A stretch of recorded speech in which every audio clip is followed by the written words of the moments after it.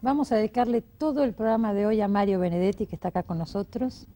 Ustedes saben que Mario acaba de cumplir 80 años y estoy rodeada de libros, Mario, porque a raíz de sus 80 años hay reediciones de todo tipo.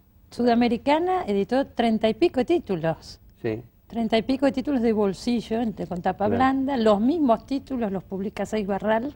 Sí, en una otra edición de tapa dura, de tapa dura. Así que hay para elegir. Para los gustos y para los precios. Claro, claro. Estos son mucho más baratos, los claro. otros son más caros. Acá me mandaron Vergara y Riva, Acordes Cotidianos, que sale también en estos días. También, sí. O sea, bueno, unos 80 años muy festejados, ¿no? Bueno, por lo menos muy publicados. Muy publicados, pero leí en algún lado que tiene tantos años como títulos. Y sí, tengo, en realidad títulos originales son 70, pero con antologías y cosas que no son originales, sino tengo como 80. Pero de todas maneras, 70 títulos originales. Sí, sí. Yo creo que hay pocos autores, ¿no es cierto? Sí, sí. Bueno, yo lo que le propongo con sus 80 años es que hablemos un poco de todo, recordemos su vida, porque hay muchos momentos que me parece que vale la pena recordar. Estuve leyendo una biografía que hay. De Mario Pauletti. De Mario Pauletti, se llama El Aguafiestas. El Aguafiestas. Que es un lindo título. Sí, está sacado de un poema mío que se llama El Aguafiestas. Claro. El Aguafiestas, el que siempre habla de lo que nadie quiere hablar y demás. Claro. Sería en ese sentido, ¿no? Sí, sí, claro. El molesto, por ahí. Claro. ¿No es cierto? Temas incómodos. Dígame, Mario, ¿qué día es su cumpleaños? El 14 de septiembre. El 14 de septiembre, cumple 80. Nací en Paso de los Toros, en el departamento de Tacuarembó. Bueno, por esta biografía me enteré de muchas cosas. Usted cuenta ahí que su papá era químico. Era químico, sí. Pone una farmacia y lo estafan. Le fue muy mal, sí, eso nos arruinó la familia por unos cuantos años, porque le había puesto todos sus ahorros ahí. No, pero una cosa horrible cuenta en la biografía, que... Le vendieron todos los medicamentos vacíos. ¿Cómo se llaman? Los estuches, la cajita, y no había nada adentro. No había nada adentro. Y él, como era un amigo al que se lo vendía, y mi viejo era muy confiado, muy inocente, ya después no tuvo defensa. Quedó endeudado por muchísimos años. Años, sí, completamente. Era esa época donde la gente pagaba sus compromisos. Sí, sí. ¿Le pagó hasta el que le vendió la farmacia o no? Bueno, no sé, yo qué sé, yo era muy chico, ¿no? Cuando eso yo tenía 4 años. O sea que... ¿Pero se acuerda de algo, el cambio de vida, alguna cosa? Sí, sí, claro, que me acuerdo hasta de Paso de los Toros, que yo estuve nada más que 2 años. ¿Y se acuerda? Me acuerdo de la estación de ferrocarril, cuando tomamos el ferrocarril para ir a Tacuarembó, yo me acuerdo que me habían envuelto en una frazada de viaje y que estaban limpiando la estación con unas mangueras, con agua. Esa imagen la tengo y tenía 2 años. Y después de Tacuarembó tengo muchas imágenes más, ¿no? Y a los 4 años vinimos para Montevideo y ya nos quedamos acá. Pero se mudaron montones de veces. 22 casas en Montevideo. 22. Así que por eso conozco todos los barrios de Montevideo. En una novela que escribí muchos años después, y que se llama La borra del café, que creo que está entre estos. Y ahí hablo yo de los 22 barrios en que viví. Los conoce ahí a fondo. Aparece casi como personaje de la novela. Y usted tiene que empezar a trabajar, a los 14 años empieza a trabajar, ¿no es así? A los 14 años empecé a trabajar, sí, en una casa donde vendía repuestos de automóviles, y llevaba libros de contabilidad, y fui cajero. Y ahí empecé siendo taquígrafo, que fue una actividad de la que viví muchos años, como taquígrafo. En aquella época era mucho más importante que ahora, porque después que aparecieron, todavía no estaban los magnetófonos o grabadores, ¿no? Así que todo se tomaba en taquigrafía. Claro. Y a mí me gustaba ese oficio de taquígrafo, me gustaba. ¿Le gustaba? Me gustaba, sí. Y además era un buen taquígrafo, ¿no? Usted después viene a Buenos Aires, pasa un par de años en Buenos Aires. Sí, primero pasé un año porque vine a trabajar con una gente que me trajo. Todavía no como exiliado, como fue años después. No. La primera vez que vino. Sí, yo todavía era soltero. Con una asociación logosófica, una cosa por el estilo. De la cual no conservo muy buen recuerdo. Sí, ya sé. Hubo como una primera fascinación, ¿no es cierto? Claro, por este hombre que dirigía eso, ¿no? Era un tipo con carisma, ¿no? Pero trabajando todos los días de secretario con él ahí, uno va descubriendo otras facetas del carácter, ¿no? ¿Qué edad tenía usted más o menos en esa época? Y en esa época, ¿sabe? Yo tendría 18 años, una cosa así, era muy joven. ¿Ya había empezado a escribir poesía? No, yo empecé a escribir de niño, ¿no? Solo que yo iba al colegio alemán, así que los primeros poemas que escribí los escribí en alemán. Ah, sí. Sí, sí nos ponían un tema en la clase y yo en vez de traerlo en prosa lo traía en verso. Así que ahí empecé a escribir en alemán. Y a escribir poemas. Sí, porque usted se define, leí por muchos lados, que usted se define como un poeta, que además escribe cuento y novela. De los varios géneros que escribo, el que me importa más es la poesía, ¿no? Evidentemente. Y es en el que he escrito más libros. Sí, sin duda. ¿Usted tiene una influencia de Baldomero Fernández Moreno cuando viene a Buenos Aires la primera vez? Y fue una cosa muy importante encontrarme con la obra de Baldomero Fernández Moreno, porque yo sabía que yo iba a ser poeta, eso lo tenía completamente seguro desde niño. Pero la poesía que se escribía en ese entonces, tanto en Uruguay como en Argentina, era una poesía muy cerrada, muy hermética, muy misteriosa. Y sin perjuicio de que yo la podía disfrutar, yo sí estaba seguro que yo no iba a escribir así. Yo pensaba, si existe poetas que escriban claro y sencillo, yo voy a ser de esos. No se lo propuso. No de estos tan difíciles.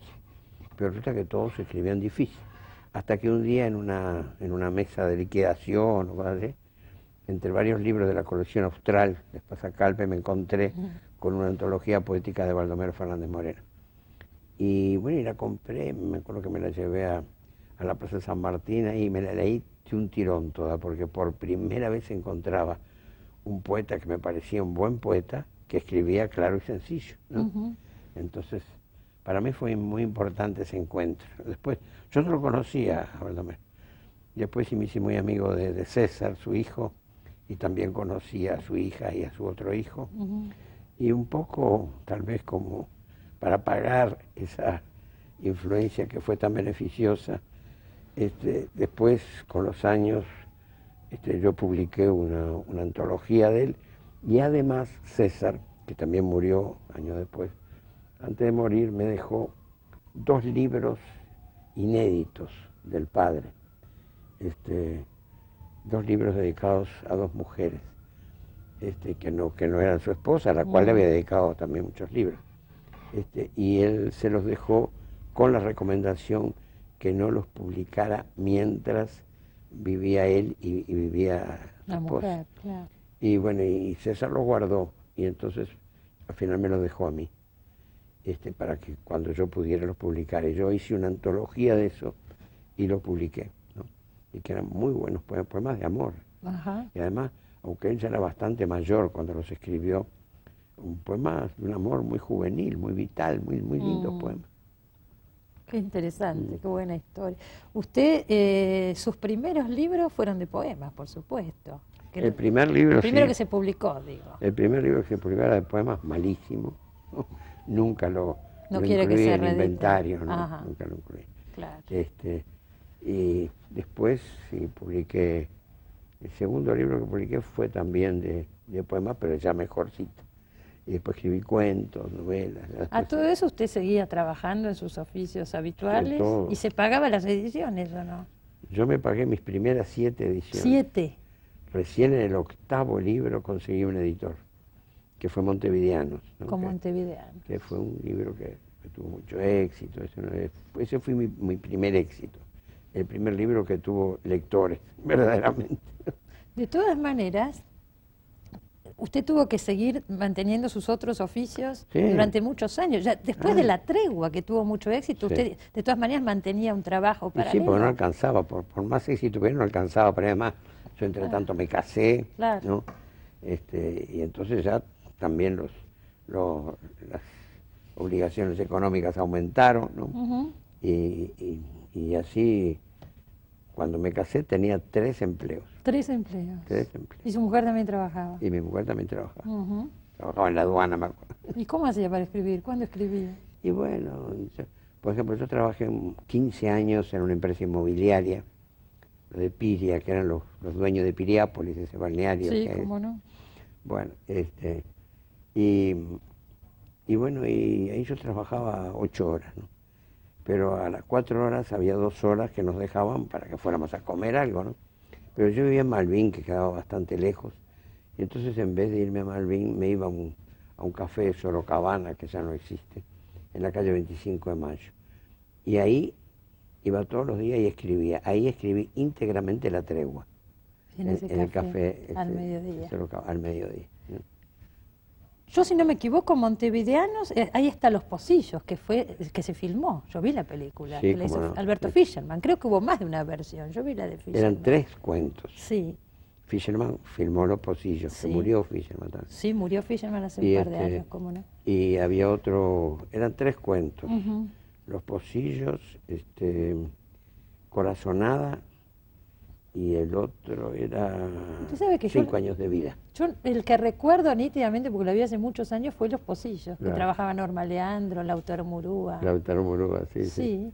Es Y Emilio que Alfaro. ¿eh? Y Emilio Alfaro. Y Emilio Alfaro, era un cuento que le quedó a la gente, ¿no? Sí. Porque tiene un final así. Sí, claro. Este, ¿Pero se filmó después de La Tregua o antes de La Tregua? no, se filmó ¿No se acuerda? después de la tregua. Después de La Tregua. Después de la tregua, sí. Claro. Mario, usted escribe La Tregua.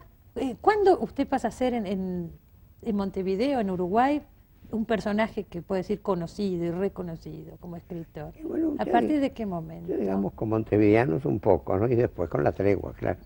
Claro.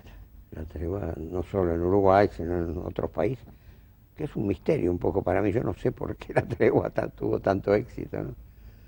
Yo ni siquiera creo que es mi mejor novela. Ahí estamos viendo escenas de La Tregua, la película La Tregua. Ajá, Ahí está sí. Héctor Alterio.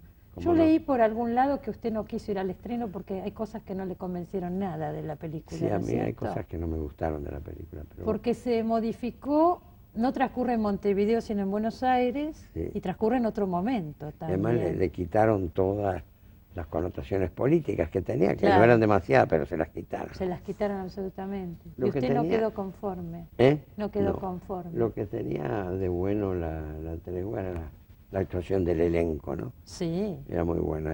Estaba Alterio, Ana María Picchio. Alterio, Ana María Pico, también Lautaro Murúa, Sí. ¿no? Cipelinkoski. Norma Leandro también estuvo en La Tregua, ¿no? Norma Leandro Sí. también, sí. Era un elenco estupendo, ¿no? Lo que no me gustó fueron las modificaciones del guión, pero yo qué sé, después incluso anduvimos distanciados Con Sergio Renán. con Sergio Renán, pero después nos arreglamos. Y después sí, filmaron Gracias por el Fuego. Sí, cómo no. También me acuerdo haberla visto. También con como Sergio Uruguay. Renán. Y tampoco me gustó, sobre todo al final me pareció horrible. Pero ahí no tuvo la culpa Renán, sino que los productores le cambiaron al final para hacerlo así, que tuviera más taquilla, ¿no? Sí. Lo que más me gustó de lo que se filmó en cine fueron los 3 cuentos. Los de Eso, donde están Fischerman. los Pocillos. ¿Los 3 los hizo Fischerman? No. Fischerman hizo Los Pocillos. Sí. Luis Puenzo Ajá. hizo 5 años de vida. Y no me acuerdo cómo se llamaba el que hizo Corazonada. Yo le digo la verdad que la vi hace tantos años que no me acuerdo. Sí. Me acuerdo bien de Los Pocillos, Sí. solamente. No, Los Pocillos estaba ahí, y la hicieron muy bien, estaba muy bien filmada, funcionó muy bien como película, ¿no? Claro, más que las otras. Yo siempre me acuerdo que cuando se estaba filmando, y yo todavía podía quedarme aquí, que me tuve que ir rajando después, Sí. y de repente Lautaro pidió que dejaran de ese momento, que quería hablar conmigo. Y salíamos a caminar en unos jardines que había en la casa donde estaba filmando. Me dice, decime un poco, dice, yo en ese final, ¿yo veo o no veo? Me dijo Lautaro. Digo, mira, yo no sé. Wow. Ese es el misterio del Ese es el cuento. misterio del cuento. El cuento, ¿no? Así. ¿Y cómo no se pasa a saber vos que sos el autor, no? Ese es el misterio que el autor deja allí. Claro. Digo, ¿sabes una cosa? Hacé lo que vos quieras. Y entonces, filmó todo eso pensando que era ciego. Porque es un ciego que de pronto dice, no, dame la taza, no la verde, sino la Claro, colorada. claro. Pero ¿no? se juega un tute el tipo, Claro, ¿no? claro. De todos modos les puso una inquietud. Claro. Usted me dice que La Tregua, ¿cuál es la novela suya que más le gusta? A mí la que más No me es La gusta es Tregua. La Borra del Café, La Borra del Café. sí, que es más reciente. Sí, ¿no? estuvo acá en el programa, no sé si se acuerda cuando publicó La Borra del Café. Ah, sí, que creo vino a sí. Buenos Aires. Sí, sí. Esa es la que usted más se siente Esa es la que me gusta más, Susi. sin perjuicio que, bueno, estoy conforme con las otras también, ¿no? Pero esa es la que me parece que me quedó más redondita. En Gracias por el Fuego, yo leía en la biografía de Pauletti y me llamó la atención esto. Dice Pauletti que es donde usted introduce más conscientemente elementos, digamos, de una literatura, entre comillas, comprometida, más elementos de teorización o de intención de un cambio social a través de la literatura. ¿Es así? Sí, creo que sí. Sí, hay toda esa relación entre el hijo y el padre, entre los Budiño. Hay un ingrediente político, evidentemente, ahí, ¿no? Que claro, no está bien resuelto desde el punto de vista de los personajes, a propósito está puesto, ¿no? Claro. Por eso el hijo que aparentemente le iba a matar al padre termina suicidándose, ¿no? Sí, sí. ¿Cuál sería el punto para usted en que una literatura debe ser comprometida y cuál es el punto? Pues se ha discutido tanto, ya se habla menos de esto, pero se ha hablado tanto. Yo qué sé, a mí no me parece que es un punto esencial, comprometida o no, lo esencial es que sea buena literatura, que esté bien hecha, ya sea una novela, un cuento, un poema, eso es lo esencial. Y el compromiso, digamos, tiene su fuerza si parte de una actitud sincera del autor. Si eso que está ocurriendo en su contorno le afecta a él como ciudadano, y entonces eso luego se refleja en lo que escribe. Es lo mismo que el amor, ¿no? El poeta está enamorado, después, cuando escribe un poema de amor, le sale la experiencia. Es muy difícil escribir un poema de amor sin estar enamorado, sin pensar en una mujer, ¿no? Seguro. Y bueno, y con la política pasa igual. Pero ¿usted considera que en su literatura tuvo un peso muy grande, digamos? Es que tuvo un peso grande en mí como persona, como ciudadano, ¿no? Sí. Entonces pasamos momentos muy duros en Uruguay, yo me tuve que exiliar además, o sea que la política fue un hecho importante para mí. Y bueno, y apareció en la literatura, lógicamente, ¿no? Y casi todos los escritores latinoamericanos que escribieron en esa misma época, casi todos, en la obra de casi todos salió el tema político. Bueno, es que fue esa época y esa generación tuvo una gran influencia. Vamos a ver desde la figura de Jean-Paul Sartre, ¿no es cierto? También, claro. Pero digamos, aquí mismo en Río de la Plata, yo qué sé, está Rodolfo Walsh, Francisco Urondo, Juan Gelman, ¿no? Seguro, tantos. Tantos. No, y en Latinoamérica, bueno, ni hablar. Pero claro, por eso digo, ¿no? Era un fenómeno, por ejemplo, fue la Revolución Cubana, hubo hechos políticos muy importantes. Marcaron profundamente. Claro. Usted viaja a Cuba, la primera vez que va a Cuba, vive casi 2 años, del 67 al 69, ¿es así? Creo que sí. Que lo modifican profundamente. Además hace trabajo en la agrícola, tierra, agrícola, que nunca había hecho. Claro, no, era la cosa militante, ¿no es cierto? No, lo que pasa es que había lo que se llama el trabajo voluntario, ¿no? Entonces yo trabajaba en la Casa de las Américas y bueno, y cada tanto había los que querían ir, iban al trabajo en el campo. Y bueno, yo me anoté varias veces y trabajé en el campo, fue toda una novedad para mí, ¿no? Y que me enseñó mucho, ¿no? Me enseñó muchas cosas. Después, cuando en el mediodía venía una ensalada de tomate, lechuga, que le daba otro valor, ¿no? Sabía lo que costaba. Hay un poema, El Surco, ¿no es cierto? El Surco. Sí, Mario, si usted lo mira desde la perspectiva de hoy, toda esa etapa de la Revolución Cubana, que después muchos escritores fueron críticos, a partir del caso Padilla, claro. Usted no es crítico, en ese momento no fue crítico de la Revolución. No fui crítico, en ese momento no, sin perjuicio de que yo soy crítico de algunas cosas de la Revolución Cubana, no digo amén a todo lo que hacen en Cuba. En primer término, yo estoy contra la pena de muerte, ¿no? que se mantiene todavía en Cuba, y yo estoy contra la pena de muerte con cualquier ideología que haya detrás, con cualquier país. Seguro. Pero a pesar de los defectos que yo los reconozco, y los he señalado muchas veces, de que adolece la Revolución Cubana, yo creo que fue un hecho muy importante para toda América Latina, y especialmente para mí, ¿no? Me vinculó con otra realidad, con otras posibilidades de cambio, ¿no? Y con dirigentes que por primera vez yo me daba cuenta de que querían el bien de su pueblo, aunque se equivocaran muchas veces, ¿no? Pero pero en principio querían el bien de su pueblo. A veces lo consiguieron, a veces no, pero bueno, la cosa está que aún Estados Unidos, con todo su poder militar y cultural y social y económico, no ha podido con la Revolución Cubana. O sea, por algo es, ¿no? Usted le negaron la visa durante muchos años en Estados Unidos. Sí, creo que todavía, ya ni la pido más. Ya no se gasta en pedirla más, pero No. Muchos años la tuvo. Y además, negada. si ahora me la dieran, yo no les doy visa. Yo no les doy Yo no les doy visa. Escúcheme, Mario, después de esa experiencia en Cuba, usted vuelve a Uruguay y ahí es una de las cosas, después nos va a contar después del corte, que de las que se arrepiente en su vida y es que empieza a militar políticamente en el Frente Amplio. No. Pero espere que nos vamos al Bueno, corte, después del corte me cuenta. No se vaya, ya volvemos.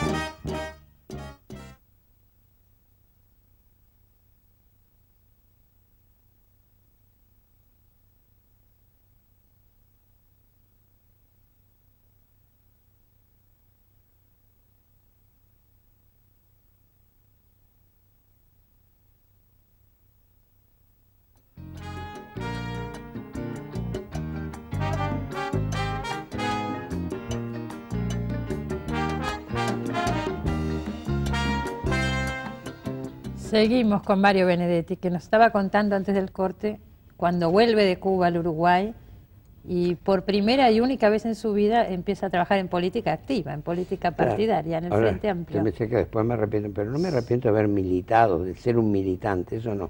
De la actividad partidaria. No, me arrepiento de haber sido dirigente político, porque la verdad es que visto a distancia veo que no.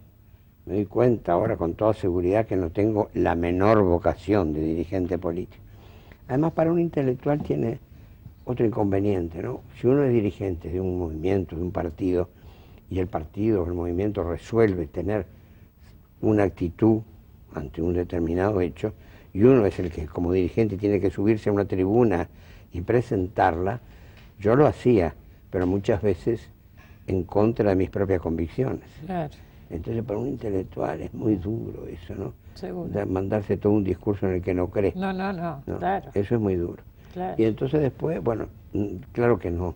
Podía haber renunciado, pero renunciar en aquel momento parecía un acto de cobardía, ¿no? Porque el asunto estaba tan duro, ¿no? Sí, sí. Después cuando todo terminó y otra vez me quisieron tentar con que fuera dirigente político de nuevo, yo no quise, ¿no? No. Además yo pienso que yo políticamente puedo hacer más en lo literario o a través de lo literario que en un discurso político, me parece. No, y además fundamentalmente mantiene el sentido crítico, que me parece fundamental. Claro, sí. Me parece que es fundamental. En esa época ya estaban actuando los Tupamaros, Sí, cómo no. ¿no es cierto? Sí. En Uruguay. Yo lo conocí a Raúl Sendic, que me pareció un tipo estupendo, ¿no? Un tipo muy sacrificado. Que lo matan después, ¿no? No, lo hirieron muy grave. Lo hirieron grave. No, él murió en París después, pero a consecuencia de las heridas de cuando lo agarraron, ¿no? ¿Cuál era la visión suya de Tupamaros en ese momento? Bueno, yo nunca fui Tupamaro, pero respetaba que gente joven, así muy sacrificadamente, se jugara la vida por un ideal político, ¿no? Y verdaderamente había unas cuantas cosas contra las que luchar, ¿no? Y además los Tupamaros eran, digamos, bastante humanos en sus acciones. Eso ahora, por ejemplo, cuando uno ve las cosas que hace ETA en España, los Tupamaros jamás hicieron cosas de ese tipo, ¿no? Así, de esa crueldad y de repente... Que muriera gente civil. Que muriera gente que no tenía nada que ver con el problema. Pero de todas maneras, ¿no hubo algunas acciones de Tupamaro que lo separaron absolutamente de la gente dejó de apoyarlos? Claro, dejó de apoyarlo porque entró el miedo en la gente y todo eso, ¿no? Pero, por ejemplo, cuando mataron a un famoso torturador, la gente apoyó todo eso, ¿no?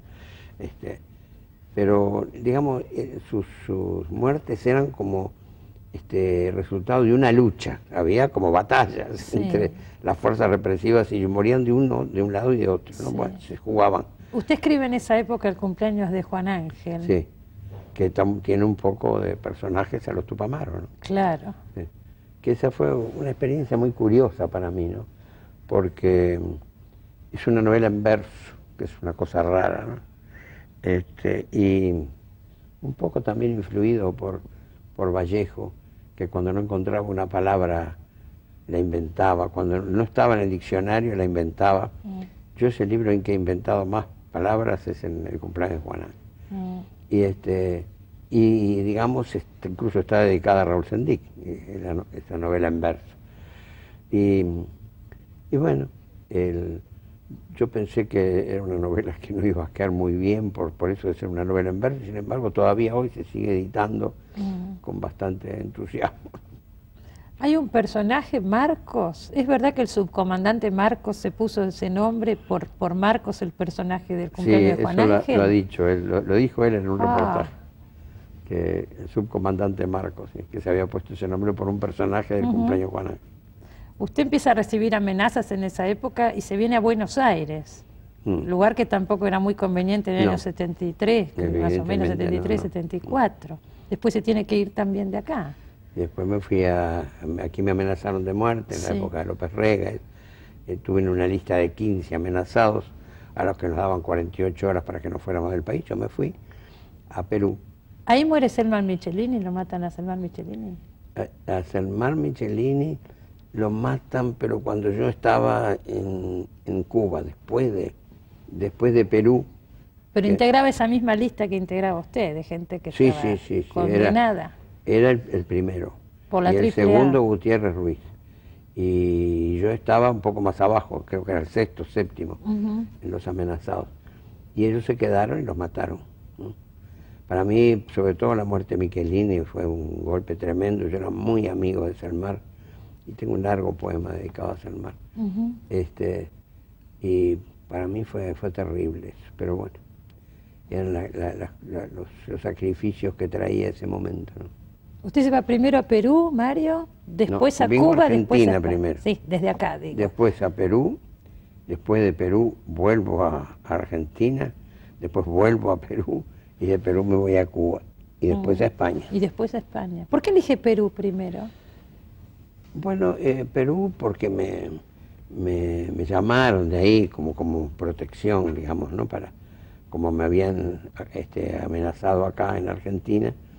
Y fui ahí, pero después resulta que había gente de Perú a la que no le caía bien y me metieron preso. Es el único país que estaba preso en Perú. Estuvo preso. Me metieron, pero por pocos días después me metieron en un avión para Buenos Aires, donde estaba amenazado de muerte. Como que no sabía para dónde ir. Era tremendo. Y ahí va a Cuba. No, después todavía vino otra gente en el gobierno peruano que me hizo saber que podía ir de nuevo, que no había problema. Fui de nuevo a Perú. Y ni bien llegué me empezaron a buscar otra vez. Y entonces fue que me ofrecieron de Cuba a ver si quería ir allá y me fui, ¿no? Y estuve como un par de años ahí, ¿no? Y después de Cuba estuve en España.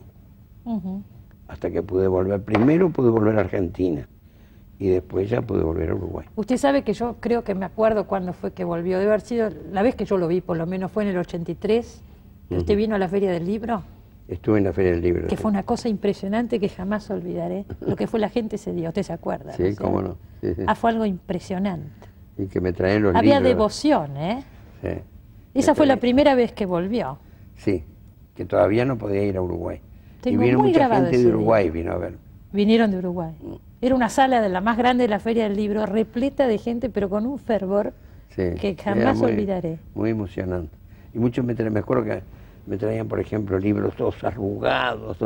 Y digo, ¿y esto como que poco cuidado está este libro? No, es que estuvo enterrado, lo tuvimos enterrados en el fondo de casa. Claro. Y cosas así, ¿no? Tremendo. Qué impresionante. Y cuando vuelve a Uruguay, eso no lo vi yo, lo leí en algún lado, da un recital con Daniel Biglietti en la avenida 18 de Julio. Sí. Ahí es como que vuelve. Ahí volvíamos los dos, ¿no? Claro. Porque Daniel estuvo exiliado también. Y no, fue tremendo también. Era un teatro que quedaba frente al diario El Día, que era un diario reaccionario, terrible, que incluso nunca publicaba nada nuestro, nos tenía. Y fue tan grande la cantidad de público que invadió la avenida, que llegaba hasta el diario El Día. Y no podían pasar ómnibus ni autos, porque estaba repleto el teatro. Qué impresionante, ¿no? Sí. Qué impresionante. ¿En qué época empieza usted a componer letras a escribir letras para canciones? Empieza con Favero y con Nacha Favero y Guevara. Nacha Guevara, sí. ¿Y en qué época fue eso? Ay, cuando me preguntan la fecha... Bueno, más o fatal. menos, en el exilio. ¿Cuándo fue? No, yo estaba en Montevideo. Estaba en Montevideo. Yo estaba en Montevideo todavía. Y yo había escrito los poemas de la oficina, ¿no? Pero que no son letras de canciones. No, pero claro. Favero Las adapta. le encontró la vuelta y les puso música y quedaron muy bien. Y a partir de ese momento yo empecé a trabajar para ellos, pero ya haciendo concretamente letras de canciones. Claro, porque usted me contó una vez que vino acá, me explicó que el verso libre que usted normalmente escribe No en se verso puede libre cantar. es imposible. No, claro.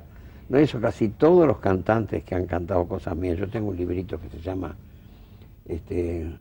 Canciones del Más Acá, en donde hay 60 textos míos que están incorporados al repertorio de 40 cantantes.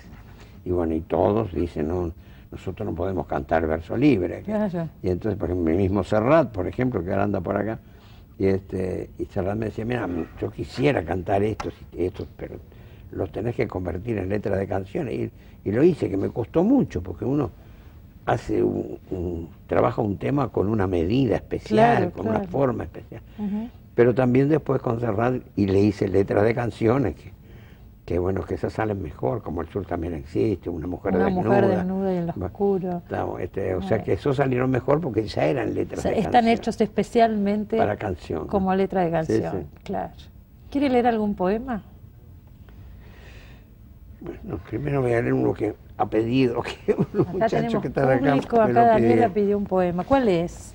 que se llama Corazón Coraza, Bueno, que es un poema que por primera vez apareció incluido en una novela, en Gracias por el Fuego, y que en la película esta de Subiela, que se llama, ¿cómo es? El lado oscuro del corazón. El lado oscuro del corazón, ahí aparezco yo como un capitán de un barco alemán. ¿Cómo no? En un bar, en una En un taberna. bar, sí, una Y ahí taberna. lo recita. Y ahí lo digo en alemán. Ahora no lo va a decir en alemán. No lo voy a decir en español.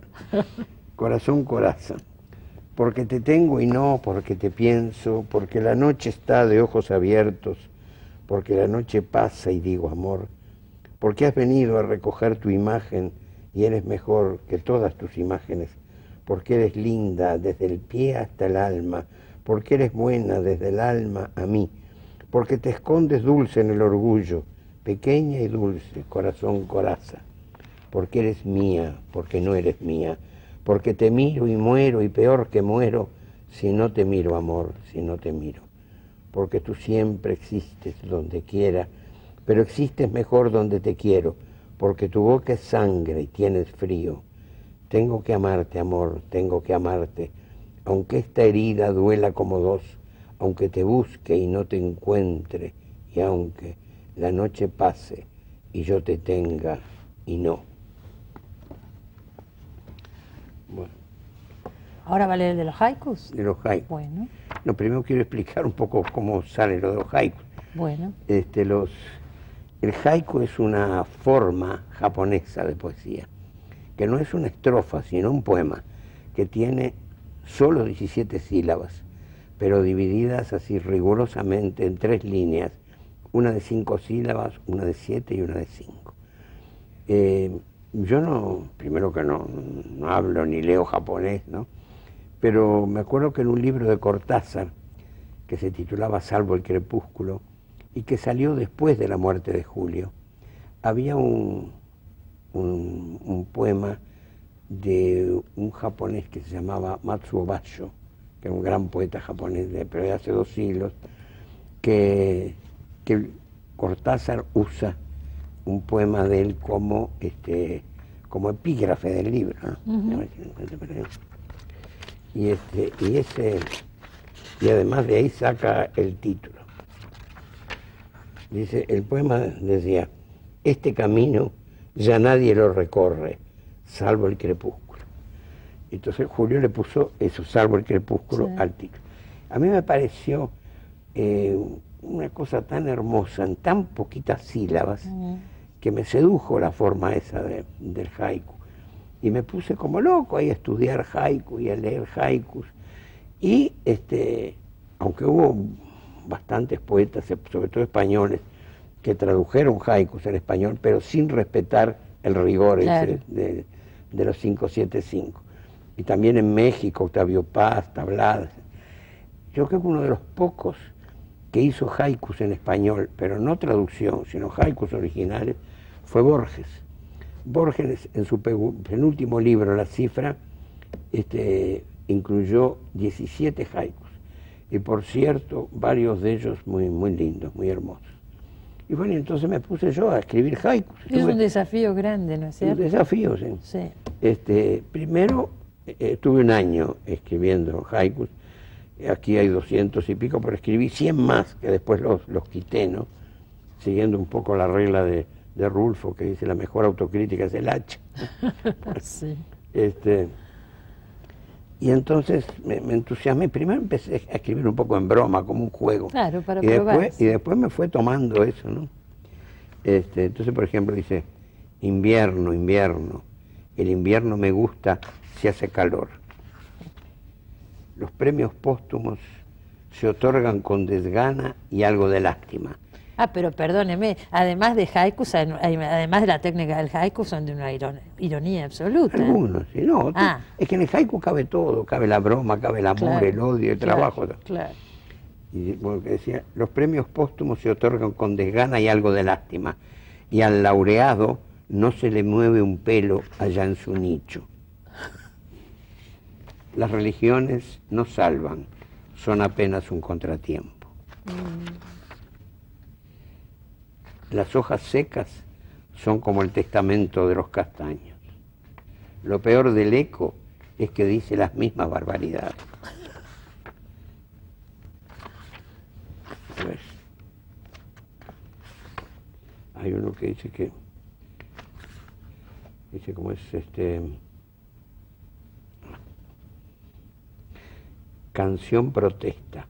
Después de los 50, canción de próstata.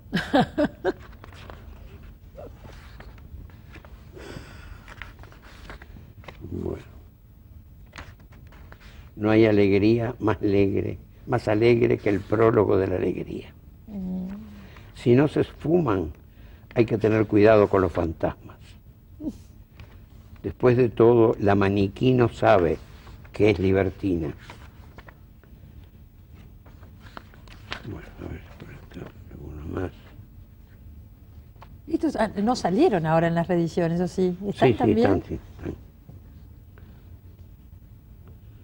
Lo que se aprende en la cama de dos no tiene precio. Qué astuto el mar. Si antes hubo sirenas, quedan las colas.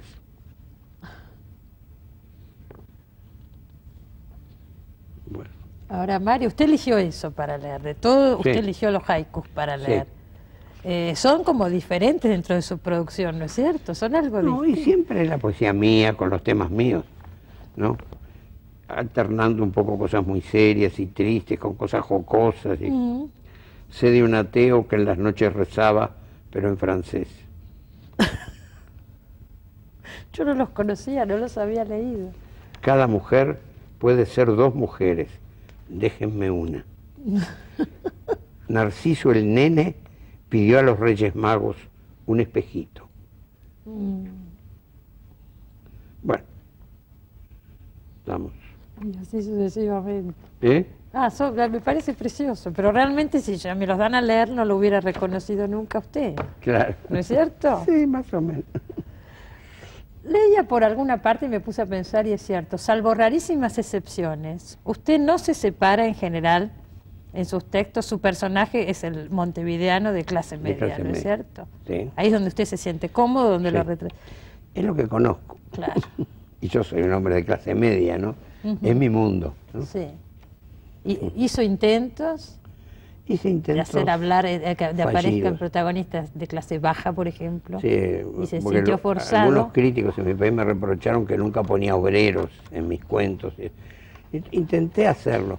Y resulta que después esos obreros míos no hablaban como obreros, era un desastre. Entonces decidí limitarme a la clase media. Tampoco hay gente rica, no hay millonarios, no. Bueno, en Gracias por el Fuego ahí aparece la clase alta, digamos. Pero es desde el punto de vista del hijo, ¿no? Claro, claro. Además yo creo que un poco la difusión que han tenido mis libros, sobre todo los de prosa, se debe a que la clase media es universal, ¿no? La clase media está en todos los regímenes y en todos los países, ¿no?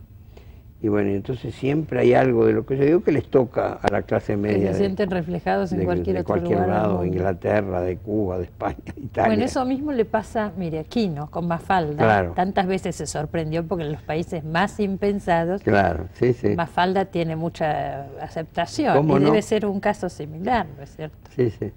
Aquino justamente una vez le preguntaron cómo definía a un uruguayo. Y dijo, ¿cómo era que decía? Es un argentino sin vanidad. No era vanidad lo que decía, era otra palabra. Hay muchas similitudes, ¿no es cierto? Sí, claro que sí. Enormes similitudes. ¿Usted hoy se sigue considerando una persona de izquierda? Por supuesto, sí, claro. A veces desilusionado por algunas izquierdas, pero yo soy de izquierda. Porque tanto decimos ahora, bueno, ya se acabó la izquierda, la derecha. No, que no se acabó la izquierda, además. Y yo sigo siendo de izquierda, claro. Lo que pasa es que los que dicen eso es que les gustaría que se acabara la izquierda, ¿no? Pero no, desgraciadamente. ¿Cómo definiría hoy a la izquierda? ¿Qué significa hoy ser de izquierda? Y bueno, me parece que es tener como punto de mira, como preocupación, el bienestar de la gente, la igualdad social, la solidaridad, todo ese tipo de cosas. Por eso a mí me preocupa mucho este momento, digamos, de la humanidad, ¿no? Porque yo la veo muy indefensa, la humanidad, en este momento. El hecho de que sea una sola gran nación la que domine, que ya no tenga rivales, es muy preocupante. Yo que sé, todos vamos a morir, ¿no? Eso tenemos que acostumbrarnos a esa idea. Pero a mí lo que no me gustaría sería que muriera la humanidad. Y yo creo que va camino de eso si no hay un gran cambio. Lo que pasa es que a Estados Unidos se le han como acabado los enemigos, ¿no? Ahora, yo tengo esperanza. A eso me refería cuando le hablaba de la izquierda. ¿Desde dónde hoy se es de izquierda? Yo creo que a los Estados Unidos, que parecen no invencibles, lo van a derrotar los norteamericanos, ¿no? Saben que ahora en las elecciones estas que hubo, al final, como decía como titular un diario argentino, el gran imperio se ha convertido en república bananera, ¿no? A fin de cuentas casi lo mismo que hizo Fujimori en Perú, está pasando con urnas perdidas, votos adulterados, todo eso que parecía intocable en los Estados Unidos. De todas maneras, convengamos que todavía tienen un sistema institucional que soporta mucho más que lo que puede soportar el de Perú o cualquiera de estos países. Sí, claro, pero es un mal momento, ¿no? Es un mal momento que está pasando la democracia norteamericana, por suerte, ¿no? A mí, cuanto más peores momentos pasen, me alegro más. Le sigue moviendo y le sigue interesando, claro. Como aquel Mario que se fue a Cuba hace tantos años, ¿no? Sí. Se ve que sí. Nos tenemos que ir, me quedaron 800 preguntas que le hubiera hecho, muchos poemas que me hubiera gustado que leyera, pero el tiempo se nos acabó. Vamos. La próxima. La próxima. Le agradezco mucho que haya venido. Bueno, encantado. Nos vemos acá la semana que viene.